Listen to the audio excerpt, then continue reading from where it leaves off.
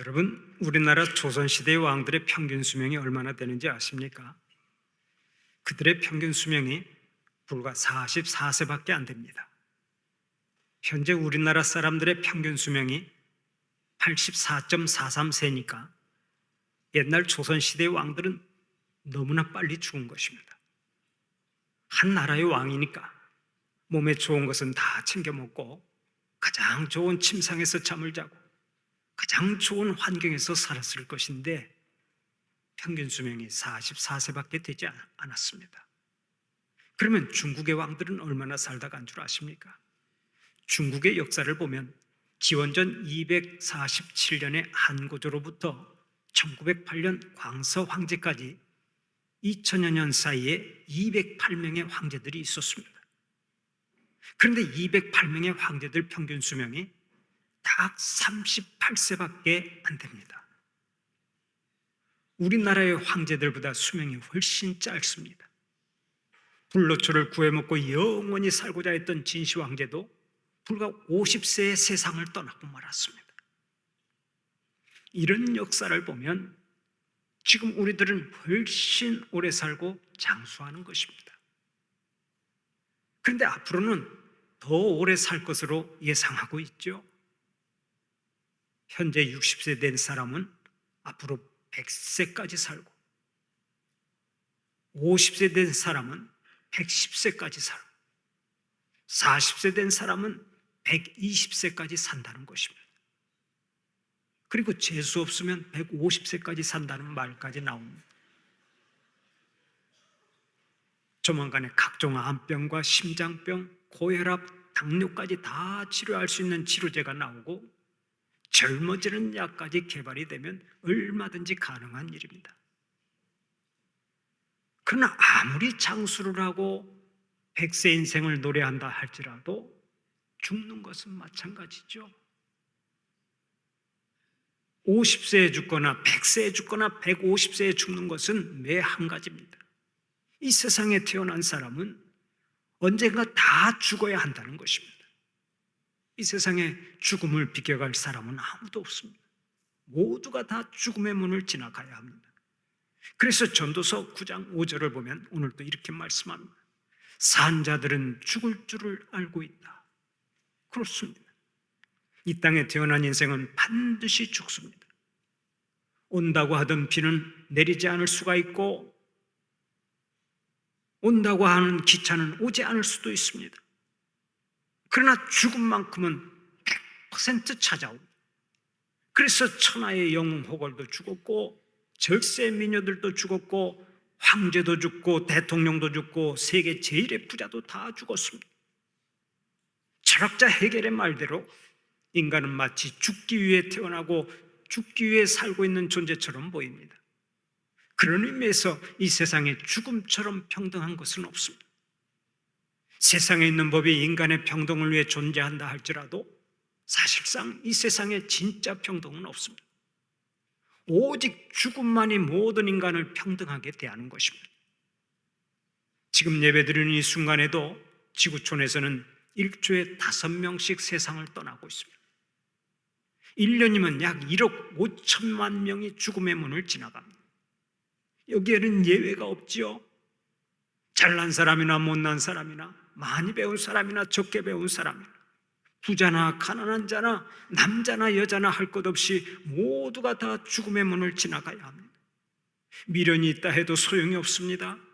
사랑하는 사람이 있다 해도 소용이 없습니다.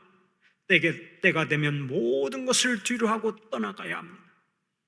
젊다고 해서 나중에 가고 늙었다고 해서 먼저 가는 것도 아닙니다.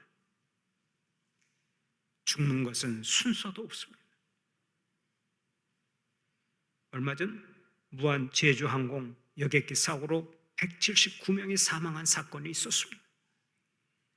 탑승객이 총 181명이었는데 승무원 2명만 기적적으로 살아남고 나머지는 다 죽었습니다. 순천에 사는 사람들도 여러 명 죽었는데 특별히 저희 아들이 아끼는 후배도 그 희생자 중에 하나였습니다. 그 청년은 인물도 좋고 성품도 좋아 보여서 누구에게나 호감을 사는 젊은이였습니다. 저도 2번이나 만나보았는데 아주 인상이 좋은 청년이었습니다. 그런데 그 전도 유망한 청년이 불과 30세의 젊은 나이로 세상을 떠나고 말았습니다. 사랑하는 연인과 함께 태국 여행을 다녀오다가 사고를 당했는데 나중에 그들을 발견했을 때 보니까 두 사람이 손을 꼭 잡고 죽어 있더라는 것입니다. 제가 그 이야기를 듣고 얼마나 가슴이 아프고 슬펐는지 지금도 생각만 하면 금방 눈시울이 뜨거워집니다. 그러나 이것이 인간의 실존이요 우리 인생의 한 단면입니다. 세상에 올 때는 순서가 있지만 갈 때는 순서가 없습니다. 하나님이 부르시면 너나 할 것 없이 다 내려놓고 돌아가야 합니다. 그리고 한번 죽음의 문을 지나가면 적어도 이 세상에서는 사랑하는 사람들을 만날 수가 없습니다. 내가 세상에서 가장 사랑하는 배우자라도 안 됩니다. 나의 생명과 같은 자식이라고 해도 안 됩니다. 나를 낳아주신 부모도 안 됩니다. 죽음은 모든 것을 떠나라고 말합니다. 사랑하는 가족도 떠나라고 하고 친구도 떠나라고 하고 직장도 떠나라고 하고 삶의 자리도 떠나라고 말합니다. 돈도 명예도 권세도 맛있는 진수성찬도 그리고 사랑하는 사람들까지도 모두 다 두고 떠나라고 말합니다. 그래서 사람들이 죽음 앞에서는 꼼짝을 못하는 거예요. 죽음이 찾아와서 야 가자 하면 우리 모두는 다 가야 합니다. 인류가 역사적으로 극복한 것들이 많이 있습니다. 싸워서 이긴 것도 많고 정복한 것도 많습니다. 그러나 죽음 앞에서는 백전백패였습니다. 그 누구도 죽음을 이길 수가 없고 죽음을 정복할 수가 없습니다. 그래서 우리는 죽음을 가장 큰 원수요 마지막 원수라고 말하는 것입니다. 그런데 이 원수를 정복한 분이 계십니다. 그분이 누굽니까? 우리가 믿고 의지하는 예수 그리스도가 그분인 줄 믿으시기 바랍니다. 예수님은 죽은 지 3일 만에 다시 살아나심으로 죽음을 완전히 정복하셨습니다. 부활의 첫 열매가 되신 것입니다. 그래서 예수님께 붙어있는 자들은 이제 한 사람 예외 없이 다 부활하게 되는 복을 받습니다. 이는 마치 고구마 줄기를 잡아당기면 고구마가 전부 다 딸려 나오는 것과 같습니다. 예수님을 믿고 예수님과 영적으로 하나가 된 사람들은 반드시 부활의 영광을 얻고 영원히 살게 되는 복을 받습니다.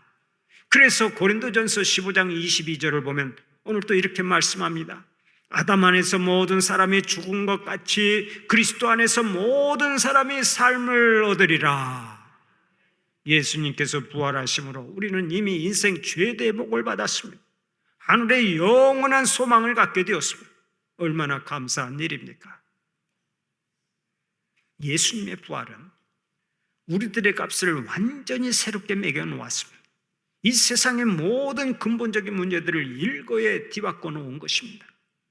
그래서 신학자 칼바르트는 부활을 가리켜 복음의 본질이라고 했습니다.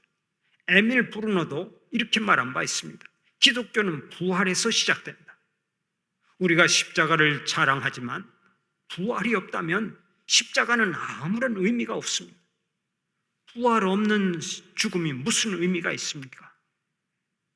부활은 복음의 중심입니다. 기독교에서 부활보다 더 중요한 사건은 없습니다. 이처럼 부활이 중요하니까 신약 성경에만 부활이라고 하는 말이 40번이나 나옵니다. 고린도전서 15장에도 부활이 없다면이라고 하는 말이 8번이나 나옵니다. 또 사도 바울은 고린도전서 15장 20절에서 이렇게 말을 했습니다. 그러나 이제 그리스도께서 죽은 자 가운데서 다시 살아나사 잠자는 자들의 첫 열매가 되셨도다. 예수님의 부활이 인간의 실존을 완전히 바꿔 놓았다는 선언입니다. 오늘은 예수님의 부활을 축하하는 부활주일입니다.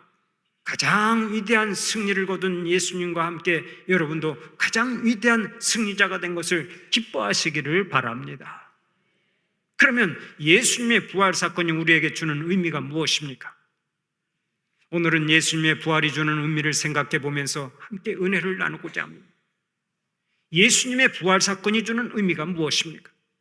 첫째로 예수님의 부활은 죽음이 더 이상 절망일 수 없다는 것을 가르쳐 줍니다. 적어도 예수님이 부활하시기 전까지는 죽음 앞에서 절망감을 느끼지 아니할 인생이 없었습니다. 그 누구도 죽음의 문제를 해결하지 못했고 죽음 앞에서는 철저하게 절망해야 했습니다.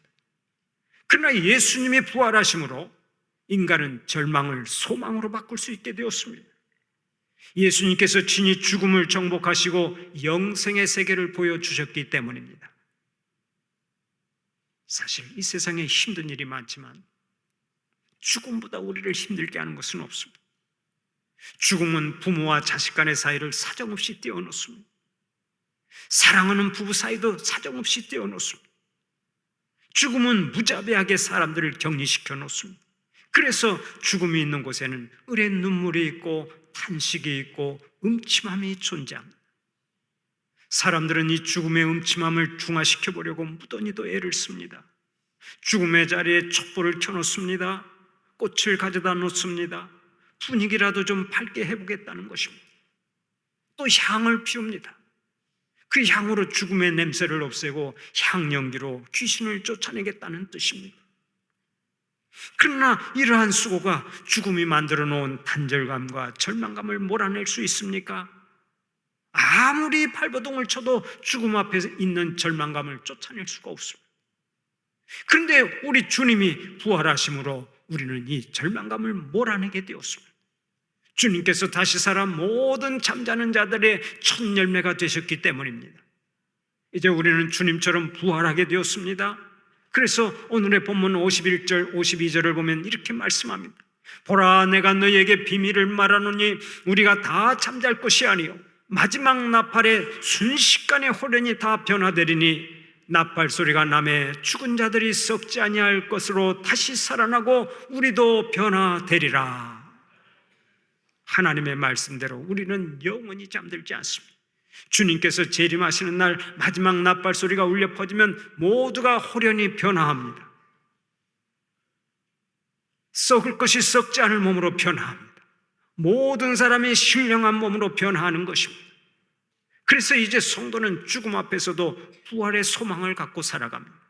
죽음 너머에 있는 부활과 영원한 나라를 바라보며 감사합니다. 죽음의 자리에서도 찬송을 부릅니다. 천국에서 만나보자. 그날 아침 거기서 순례자여 예비하라. 늦어지지 않도록 만나보자 만나보자. 저기 배는 저 천국문에서 만나보자 만나보자. 그날 아침 그 문에서 만나자. 또 찬송가 606장을 통해서는 이렇게 노래합니다. 며칠 후 요단강 건너가 만나리. 며칠 후 요단강 건너가 만나리. 우리가 부르는 찬양은 하나같이 부활신앙을 가지고 천국에 가겠다는 고백입니다. 이 고백과 찬송이 여러분의 고백이요 여러분의 찬송이 되시기를 축원합니다. 우리는 하나같이 천국에서 만나야 할 사람들입니다. 얼마나 감사한 일입니까? 그런데 이 은혜를 모르는 세상 사람들은 어떻게 노래하고 살아갑니까? 세상 사람들은 사랑하는 이가 죽으면 그 사람의 관을 붙잡고 이렇게 노래합니다. 이제 가면 언제 오나, 이제 가면 언제 오나, 원통에서 못 살겠네. 어이 어이 어이 어이. 이렇게 노래하면서 장례식을 치릅니다. 한번 죽음의 강을 건너가면 다시는 만날 수 없다는 생각으로 한없이 슬퍼하는 것입니다. 어떤 목사님은 이 노래를 흉내내면서 이렇게 얘기하더라고요. 아니 10년 동안이나 대소변 다 받아낸 사람이 죽었는데 그 사람이 다시 살아오면 어떻게 하라고, 이제 가면 언제 오나, 이제 가면 언제 오나 하고 장송곡을 부르는가. 뭐 웃자고 하는 얘기입니다마는 사람은 한번 죽으면 다시 돌아올 수 없는 것입니다. 그러면 사랑하는 사람들을 우리가 어디에서 다시 만나야 하겠습니까? 바로 주님께서 예비하신 천국에서 만나면 되는 것입니다. 그렇기 때문에 오늘 또 우리는 성도들 가운데서 이렇게 유언하는 성도가 있죠. 내가 죽거든 우울한 장송곡을 부르지 마시오. 죽 천국 입성 이렇게 써붙이고 할렐루야 하고 찬송을 부르시오. 부활신앙을 가진 자는 죽음 앞에서 담대합니다. 죽음 앞에서도 천국에 대한 소망을 가지고 승리의 노래를 부릅니다. 사랑하는 우리 성도들은 인간의 절망을 소망으로 바꿔주신 주님과 함께 항상 승리의 노래를 부르시고 이 땅에서 당당하게 살아가는 복이 있기를 바랍니다. 두 번째로, 예수님의 부활은 하나님의 권능을 드러낸 사건이라고 가르쳐 줍니다. 어떤 사람은 묻습니다. 목사님, 어떻게 죽은 사람이 살아날 수 있습니까? 어떻게 죽은 사람을 살릴 수 있습니까? 그러나 이 세상을 말씀으로 창조하시고 인간을 지으신 하나님께는 죽은 사람을 살리는 일이 아무것도 아닙니다. 그야말로 식은 죽 먹기라고요. 한번 생각을 해보세요. 모든 것을 말씀 한마디로 창조하신 하나님께서 그까진 일을 못하시겠습니까? 저는 평소에 하나님의 능력과 솜씨를 묵상하면서 행복할 때가 얼마나 많은지 모릅니다. 온 우주를 창조하신 하나님, 그리고 지금도 온 우주를 운행하시는 우리 하나님께서 우리를 살리지 못하시겠느냐 하는 그런 말씀입니다. 하나님의 능력을 생각하면 얼마나 신통방통한지 알 수가 없어요. 작은 손가락 하나만 보아도 정말 기가 막히고 신통방통하기만 합니다. 여러분, 하나님께서 우리에게 손가락을 10개씩 주셨습니다. 그런데 이것이 얼마나 놀라운 복인지 아십니까? 과학자들은 이 10손가락이 오늘의 문명을 창조했다고 말합니다. 만약 우리의 손이 곰 발바닥처럼 생겼거나 다른 동물처럼 생겼다면 지금의 문명을 창조하는 것이 불가능하다는 것입니다. 10손가락이 있어야 컴퓨터를 만들고 비행기도 만들고 자동차도 만들고 아파트도 건설하고 우주선도 쏘아 올릴 수 있다는 얘기입니다. 바로 이것이 하나님의 솜씨입니다. 또 10손가락 가운데 엄지손가락 하나만 없어도 우리는 운동을 잘 못하게 되어 있습니다. 엄지손가락 없이 어떻게 야구를 하고 탁구를 치고 골프를 치러 다닙니까? 손가락 하나만 없어도 운동을 하기가 어렵고 엄지발가락 하나만 없어도 제대로 걸음을 걸을 수가 없습니다.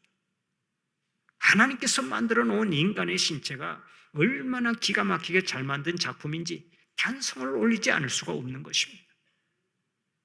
또 지구는 시속 1670km로 자전하고 있습니다. 그런가 하면 태양을 중심으로 시속 10만 7천 km의 속도로 공전하고 있습니다. 지구는 총알보다 몇 배나 빠른 속도로 돌고 있는 것입니다. 그런데 지구가 돌고 있다고 해서 지금 어지러운 사람이 있습니까? 또 태양과 지구가 지금보다 조금만 더 가까이 붙으면 우리는 뜨거워서 다 타 죽고 조금만 멀어지면 추워서 다 얼어 죽습니다.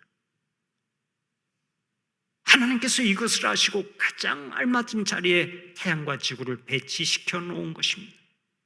바로 이것이 하나님의 솜씨요 능력이라고. 그런데 죽은 사람 하나 살리지 못하시겠느냐 하는 말씀입니다.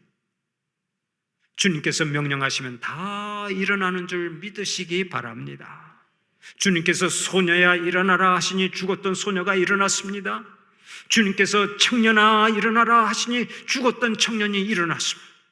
주님께서 무덤에 들어간 나사로에게 나사로야 나오너라 하시니 죽은 지 나흘이나 된 나사로가 수건을 통해 맨 채 걸어 나왔습니다.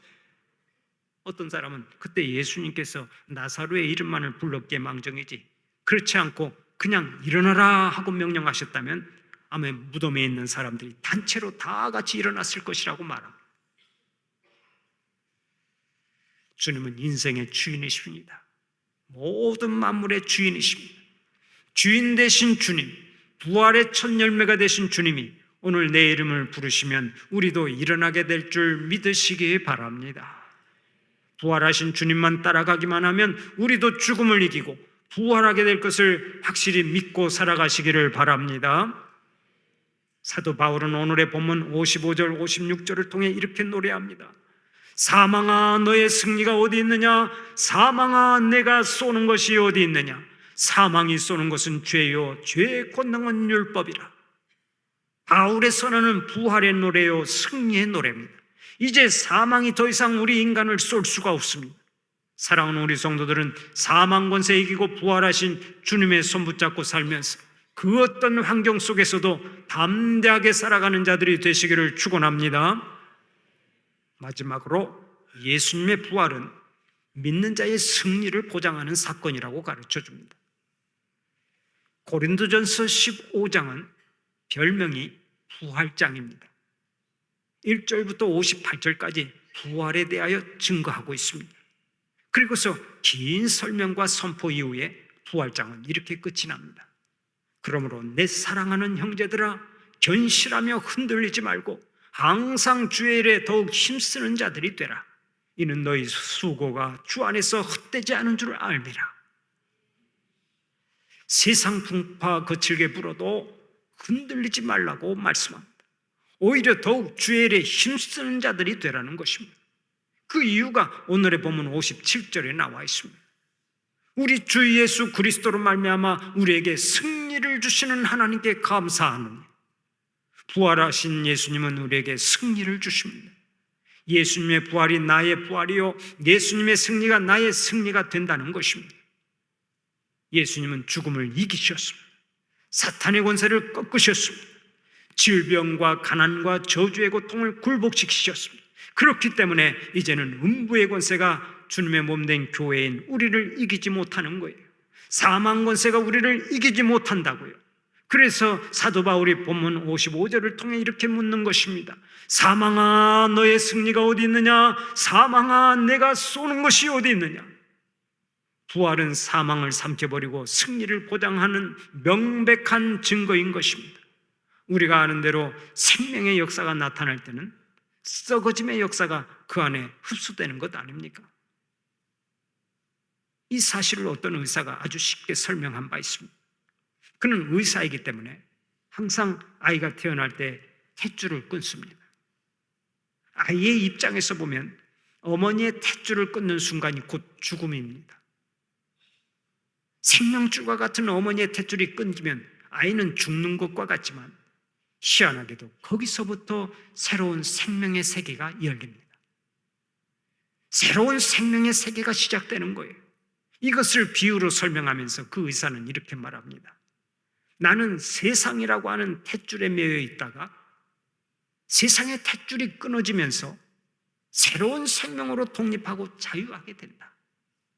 나는 이렇게 부활을 믿는다. 얼마나 귀한 부활 신앙입니까? 우리는 이미 사망 권세를 이겼습니다.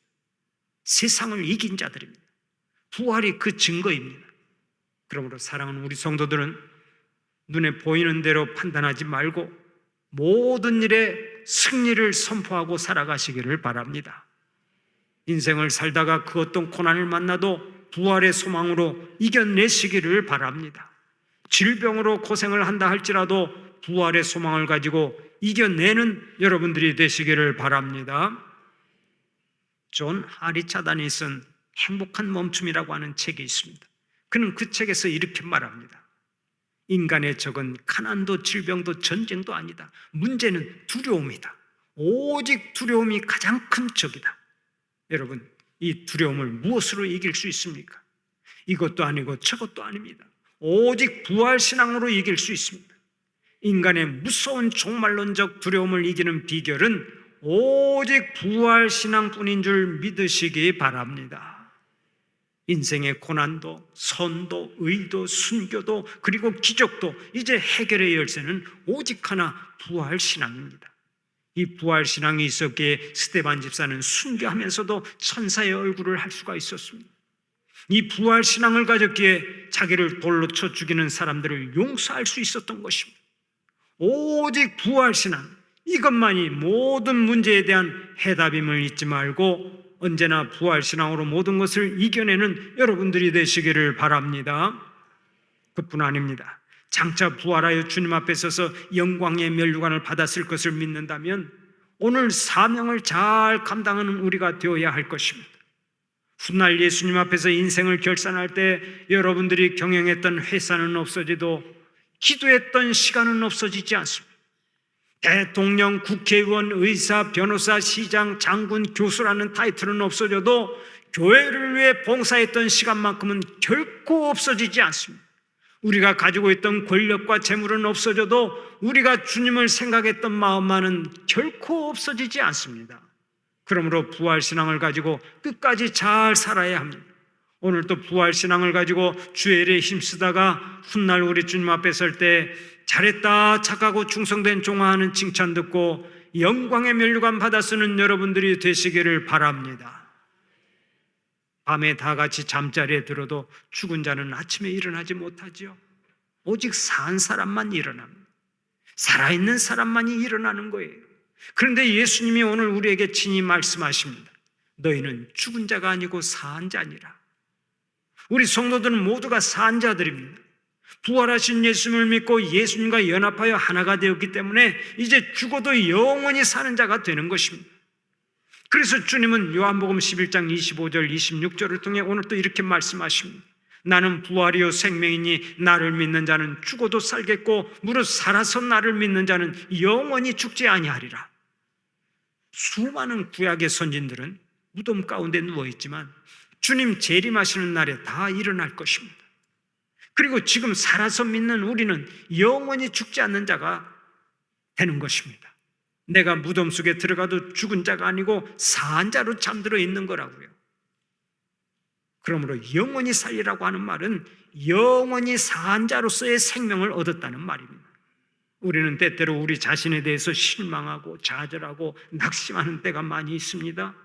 그 이유는 우리 자신을 죽은 자 가운데서 찾기 때문에 그렇습니다. 잊지 마십시오. 세상 사람들은 지금 화려한 옷을 입고 거리를 활보한다 해도 그들은 다 죽은 자들입니다. 우리는 비록 허름한 옷을 입고 다닌다 해도 모두가 다 산 자들입니다.